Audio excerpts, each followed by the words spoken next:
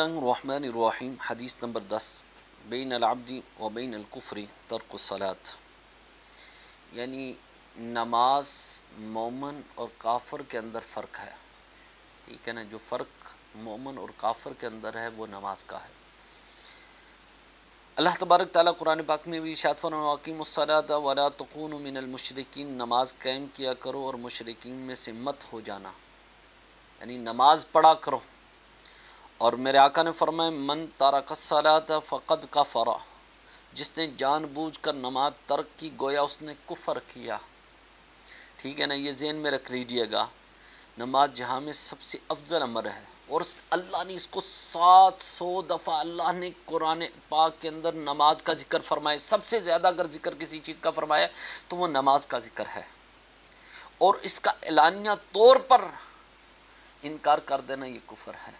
اچھا مجھے سمجھ نہیں آ رہی کچھ لوگوں کی، وہ کہتے ہیں اچھا پڑھ لیں گے، وہ کر لیں گے، یہ کر لیں گے۔ کبھی ہم نے یہ بھی کہا کہ ٹھیک ہے روٹی پڑی ہم کھا لیں گے، 10 دن بعد کھا لیں گے، 20 دن بعد کھا لیں گے، ابھی بڑی عمر پڑی ہے کھانے کی، زندگی پڑی ہوئی ہے کھا لیتے، اس کو تو ہم نے کبھی نہیں چھوڑا، کبھی موج مستیوں کو ہم نے نہیں چھوڑا۔ تو نماز کی طرف جب ہم آنا شروع ہوتے ہیں یا نماز کے یہ کہیں تو جی ابھی بڑی عمر ہے پڑھ لیں گے، یہ کر لیں گے، اور ہم تو صراحتاً انکار اگر کرنے والا، تو اللہ فرماتے وَأَقِیمُوا الصَّلَاةَ مَن تَرَکَ الصَّلَاةَ وَقَدْ کَفَرَ، جس نے، میرے آقا نے فرمایا کہ جس نے جان بوجھ کر نماز چھوڑی اس نے گویا کفر کیا، ٹھیک ہے نا۔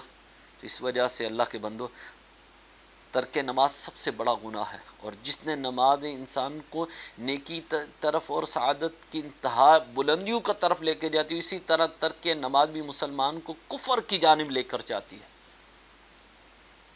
اگر نماز پڑھنے والے کو اللہ عزت عطا فرماتا ہے، نماز پڑھنے والے کے چہرے پر نور ہوتا ہے، نماز پڑھنے والے کے پاس گھر میں برکتیں ہوتی ہیں، نماز پڑھنے والے کو اللہ کی رحمت ہوتی ہے، اور جس پر جو نماز پڑھتا ہے نا اللہ اس کی طرف کہتے ہیں نا کہ میرے اللہ جس پر ایک دفعہ نظر رحمت فرما دے تو سب سے پہلے کیا کرتا ہے کہ اس کے سارے گناہوں کو مٹا دیتا ہے، اس میں گھر میں برکتیں عطا کر دیتا ہے، ٹھیک ہے نا۔ اس سے بڑی کیا چیز ہو سکتی ہے؟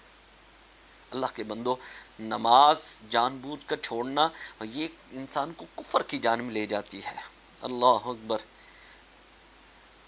ہائے ہائے، حدیث مبارکہ میں آیا ہے ان العبد الذی بیننا وبینہم الصلاۃ ومن ترکہا فقد کفر، یقیناً ہمارے اور ان کافروں کے درمیان جو عہد ہے وہ نماز ہے۔